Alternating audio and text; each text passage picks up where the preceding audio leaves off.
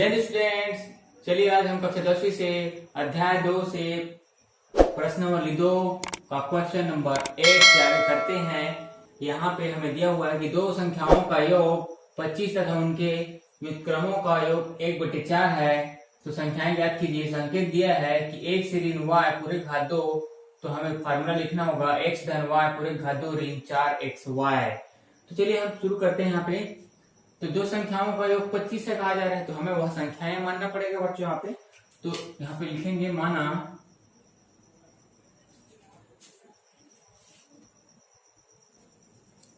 तो पहली संख्या x माने हैं और दूसरी संख्या y, क्योंकि हम दो चरों का रैखिक समीकरण देखे हैं। तो प्रश्नानुसार हमें कहा गया यहाँ तक तथा तक दो संख्याओं का योग 25 है। तो दोनों संख्याओं को जोड़ देते हैं। x धन y बराबर 25, ये हमारा समीकरण पहला बन जाएगा। अब उसके दूसरा कहा गया है यहाँ से उनके व्युत्क्रमों का योग। व्युत्क्रम मतलब x का व्युत्क्रम 1/x, y का व्युत्क्रम 1/y और 25 का व्युत्क्रम 1/25। तो व्युत्क्रमों का योग वह 1/x धन 1/y बराबर क्या है, 1/4 है। 1/4 है। तो अब इसको हमें हल करना पड़ेगा, क्योंकि हमें समीकरण इस रूप में लाना है। तो चलिए इसको हल कर देते हैं। यहाँ पे तो क्या हो जाएगा, दोनों का लघुत्तम निकालेंगे, क्या होगा x y, तीसरा गुना कर देंगे तो y धन x बराबर 1/4, x धन y बटे x y बराबर 1/4, तीसरे गुना कर देंगे। यहाँ पे तीसरा गुना करेंगे तो क्या हो जाएगा, हर का अंश में और राइट हैंड साइड का हर का लेफ्ट हैंड साइड के अंश में, मतलब 4 गुना x धन y बराबर 1 गुना x y। जब इसका गुना करेंगे तो 4x धन 4y बराबर x y। अब यहाँ पे देखिए कुछ कॉमन दिख रहा होगा, यहाँ पे कॉमन तो दिख रहा है। तो यही पे हमें ध्यान रखना है बच्चों। यहाँ पे एक स्टेप आगे बढ़ गए हैं कि यहाँ पे हमें जो समीकरण 1 का मान दिया x धन y 25, तो लिख देते हैं यहाँ पे हम। तो 4 गुना लिख देते हैं यहाँ पे समीकरण 1 से 25 बराबर x y, या हम लिख सकते हैं इसको x y बराबर 25 चौक 100 हो जाएगा। ठीक है। अब यहाँ पे हम देखते हैं कि यहाँ पे हम फार्मूला किसको लगाने के लिए कहा गया है। हमें फार्मूला इसको लगाने के लिए कहा गया। देखिए हमारा समीकरण एक x धन y है, तो x धन y आ जाएगा और जो x गुना y यहाँ से हम लिख सकते हैं। तो यहाँ पे हम चलिए लिखते हैं इसको, हम समीकरण 2 ले लेते हैं। इसलिए x ऋण y पूरे का घात 2 बराबर x धन y पूरे का घात 2 ऋण 4xy मान रख देते हैं समीकरण 1 और 2 का। तो क्या हो जाएगा, x ऋण y पूरे का घात 2 बराबर x धन y क्या है, 25 का घात 2, 25 है मतलब ऋण 4 गुना xy, मतलब xy का मान क्या है, 100 है। यहाँ पे रख देते हैं मान। तो क्या हो जाएगा, x ऋण y पूरे का घात 2 बराबर 25 गुना 25 कितना हो जाएगा, 625 हो जाएगा बच्चों। यहाँ पे 625 और ऋण 400।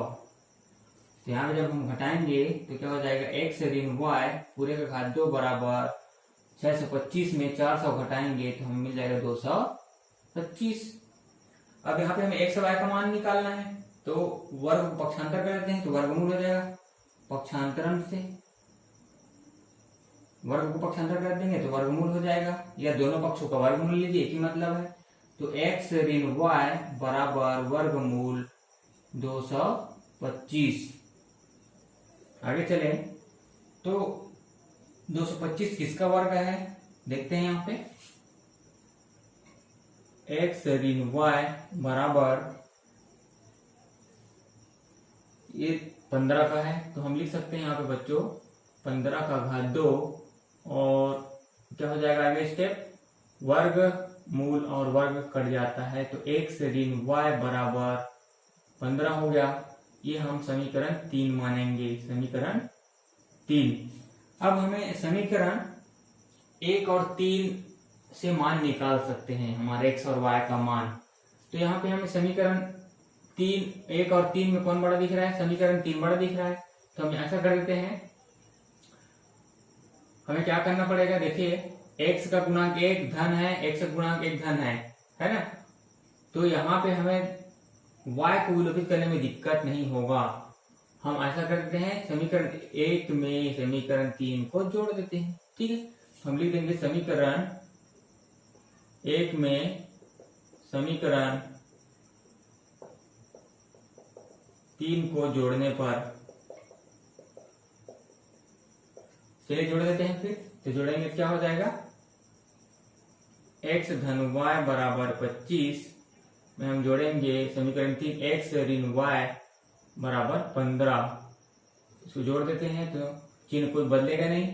तो क्या हो जाएगा, देखिए सजातीय पद विपरीत चिन्ह कर जाएंगे। एक x में एक x जोड़ेंगे तो 2x हो जाएगा, और 25 में 15 जोड़ेंगे तो हो जाएगा 40। अब यहाँ पे हमें x का मान निकालना है तो इसके गुणांक को पक्षांतर कर देते हैं। लिख दीजिए पक्षांतरण से तो क्या हो जाएगा, x बराबर 40/2, 2 एकम 2 और 2 दूनी 4, 2 शून्यम 0। इसलिए हमें मिल गया x का मान 20। अब इस x के मान को हम कोई भी छोटा वाला समीकरण उसमें रख देते हैं। चलिए समीकरण 3 ही छोटा दिख रहा है, रख देते हैं। समीकरण 3 में x का मान रखने पर, चलिए रख देते हैं। तो क्या हो जाएगा, x ऋण y बराबर 15, यहाँ पे मान रख देते हैं x का मान 20, ऋण y बराबर 15। अब हमें y का मान चाहिए तो ये ऋणात्मक है, तो हम y को लेफ्ट से राइट ले जा रहे हैं और 15 को राइट से लेफ्ट में ला रहे हैं। तो पक्षांतरण से तो क्या हो जाएगा बच्चों, यहाँ पे 20 ऋण 15 बराबर ऋण y का उल्टा धन y। इसको मैं पलटा दूं तो y बराबर 20 में 15 घटाएंगे तो 5 हो जाएगा। इसलिए हम कहेंगे कि y बराबर 5। तो हमने लिया था पहली संख्या x बराबर 20 और दूसरी संख्या y बराबर 5। इस प्रकार हम शब्दों में लिखेंगे। इस प्रकार हम शब्दों में लिखेंगे, पहली संख्या x बराबर 20 और दूसरी संख्या y बराबर 5। नेक्स्ट क्वेश्चन देखते हैं बच्चों। यहाँ पे बच्चों 9वां क्वेश्चन भी सेम टू सेम 8वां क्वेश्चन टाइप है। तो यहाँ पे हमने दो संख्याएं मानना पड़ेगा, पहला संख्या x है और दूसरी संख्या y है। तो यहाँ पे तथा तक हमारा पहला समीकरण बनेगा। तो दो संख्याओं का अंतर 14 है, तो दो संख्याएं माने, पहली संख्या x दूसरी संख्या y। तो प्रश्नानुसार अंतर मतलब घटाना, x ऋण y बराबर 14 समीकरण पहला ले लीजिए बच्चों यहाँ पे। तथा उनके वर्गों का अंतर कहा गया है ना। अब दूसरा समीकरण यहाँ से बनेगा, वर्गों का अंतर मतलब x का स्क्वायर माइनस y का स्क्वायर इज इक्वल टू 448 है ना। इसको समीकरण 2 ले लीजिए। अब यहाँ पे हमें इसमें घटा नहीं सकते क्योंकि ये घात 1 है, घात 2 है। तो यहाँ पे हमें यही क्लू लगाना है। देखिए फार्मूला कि x का घात 2 ऋण y का घात 2 बराबर x ऋण y, पहला कोष्टक में और x धन दूसरा कोष्टक में। तो यहाँ पे मान रख देते हैं। चलिए तो x ऋण y इंटू x धन y बराबर 448। अब समीकरण 1 में मान दिया उसको रख देते हैं। समीकरण 1 से x ऋण y बराबर 14 है, तो रख देते हैं यहाँ पे। तो क्या हो जाएगा, यहाँ पे x ऋण y बराबर 14, तो क्या हो जाएगा 14 x ऋण y x धन y बराबर 448। तो x धन y का मान निकालने के लिए क्या करना पड़ेगा, उसके गुणांक को पक्षांतर। तो पक्षांतर कर दीजिए, पक्षांतरण से तो क्या हो जाएगा, गुना को उल्टा भाग, तो x धन y बराबर 448/14 हो जाएगा ये। अब कट रहा है तो घटा दीजिए एक ही संख्या से, तो 2 सत्ते 14, 2 दूनी 4, 2 दूनी 4 और 2 चौक 8। तो क्या हो गया ये 224/7 जाएगा क्या, देख लेते हैं। 7 एकम 7, 7 21, हाँ जाएगा 7 एकम 7 और 7 तिया 21, एक बचा और 7 दूनी 14। तो इसलिए हम कह सकते हैं बच्चों कि x धन y बराबर 32, इसको हम समीकरण 3 मानेंगे। अब हमें इस समीकरण की जरूरत नहीं होगा दूसरा समीकरण का, क्योंकि हमें तीसरा समीकरण मिल गया x धन y और x ऋण y। अब यहाँ पे हमें विलोपन विधि से हल करना है। विलोपन, तो विलोपन विधि से हल करेंगे तो हम मान जाए y को विलोपित करना चाह रहे हैं, तो ये गुणांक तो समान है और विपरीत चिन्ह तो जोड़ देते हैं। डायरेक्ट लिख देंगे समीकरण 1 व 3 को जोड़ने पर, चलिए जोड़ देते हैं इसको। जोड़ेंगे क्या हो जाएगा, x ऋण y बराबर 14 और तीसरा समीकरण x धन y बराबर 32। जोड़ देंगे तो चिन्ह नहीं बदलता है, आपको ध्यान में रहना चाहिए।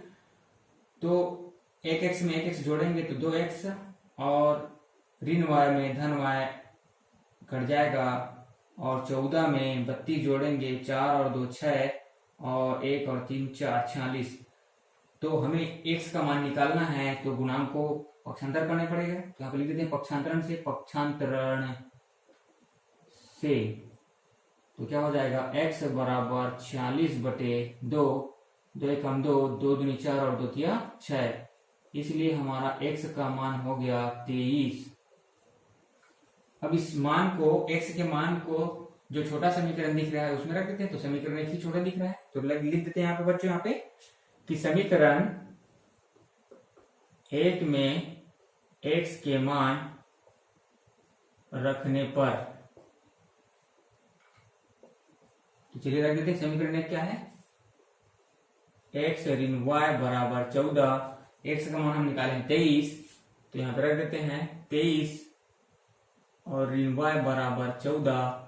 अब हमें y का मान निकालना होगा बच्चों, तो यहीं पे हमें पक्षांतर ध्यान से करना है। अब y ऋणात्मक है तो इस y को राइट हैंड साइड में पक्षांतर करेंगे, धनात्मक हो गया ऋण का उल्टा, और इस 14 को राइट से लेफ्ट में लाइए तो धन का उल्टा ऋण हो जाएगा पक्षांतरण से, पक्षांतरण से। तो क्या हो जाएगा, 23 ऋण 14 बराबर y। अब तराजू को पल्ला पलटा रहे हैं पूरा पूरा, तो y बराबर 23 में 14 घटाएंगे तो कितना हो जाएगा, 9 हो जाएगा। इसलिए y का मान हमारे पास 9। अब यहाँ पे हम कहेंगे, शब्दों में लिखेंगे, इस प्रकार हम शब्दों में लिखेंगे बच्चों कि पहली संख्या x बराबर 23 और दूसरी संख्या y बराबर 9 आंसर होगा। मिलते हैं नेक्स्ट वीडियो में, बाय।